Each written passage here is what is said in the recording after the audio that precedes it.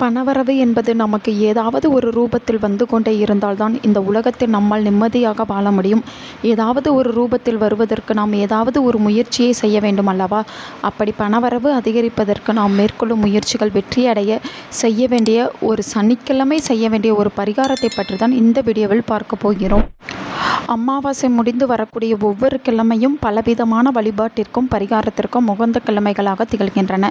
காரணம், அவை வளர்பிறையில் வரக்கூடியது என்பதுதான்.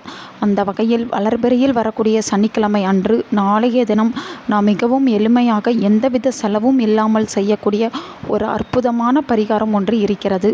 இந்த பரிகாரத்தை யார் ஒருவர் தொடர்ச்சியாக ஒவ்வொரு சனிக்கிழமையும் செய்கிறார்களோ அவர்களுக்கு பணத்திற்கு பஞ்சமே இருக்காது என்று கூட கூறலாம். இந்த பரிகாரத்தை செய்வதற்கு நமக்கு கிளியாத நல்ல நிலையில் இருக்கக்கூடிய அரச இலை ஒன்று வேண்டும். அரச இலையை சனிக்கிழமை அரச மரத்திலிருந்து பறிப்பதில் எந்தவித தவறும் கிடையாது. அருகில் இருக்கக்கூடிய அரச மரத்திற்கு சென்று அதை தொட்டு வணங்கிவிட்டு அரச மரத்தை சுற்றி வந்து ஒரே ஒரு அரச இலையை பறித்து வீட்டிற்கு எடுத்து வர வேண்டும்.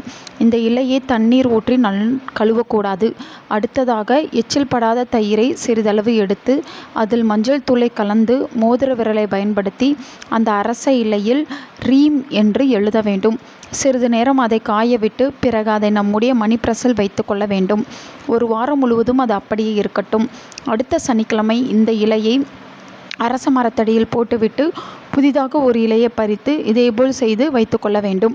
இப்படி நாம் தொடர்ச்சியாக செய்வதன் மூலம் நம்முடைய பர்சில் பணம் என்பது எப்பொழுதும் நிறைவாக இருந்து கொண்டே இருக்கும்.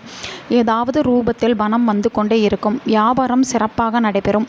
வீட்டில் சம்பாதிக்கக்கூடிய ஒவ்வொரு நபரும் இந்த அரச இலையை தங்களுடைய பர்சில் வைத்து கொள்வதன் மூலம் அவர்களுடைய சம்பாத்தியம் அதிக அளவில் பெருகி கொண்டே செல்லும். நல்லதே நடக்கும். உங்கள் நண்பர்களுக்கும் உங்கள் உறவினர்களுக்கும் இந்த வீடியோவை ஷேர் பண்ணுங்கள். அவங்களும் இதை பற்றி தெரிஞ்சுக்கிடட்டும். ஆன்மீகம் டிவி தமிழ் சேனலை சப்ஸ்கிரைப் பண்ணுங்கள்.